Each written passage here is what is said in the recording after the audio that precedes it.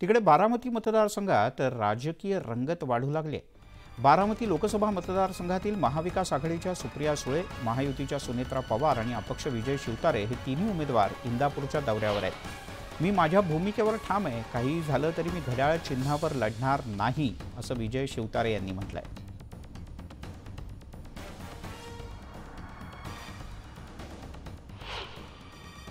मी माझी भूमिका म्हणजे मी लोकांसाठी लढतोय, जनतेसाठी लढतोय, मतदारांसाठी लढतोय।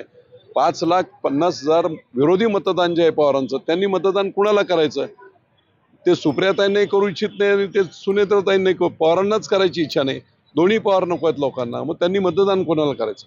आणि म्हणून लोकशाहीची उज्ज्वल परंपरा राखण्यासाठी मी हे 5.5 लाख जे मतदार आहेत त्यांना आपला खासदार निवडण्याची मुभा देण्यासाठी, बटणं दाबण्यासाठी विजय शिवतारे त्यांचा प्रतिनिधी म्हणून, नाव विजय शिवतारे आहे पण मी जनसामान्य, पवार वर्सेस जनसामान्य, सर्वसामान्य।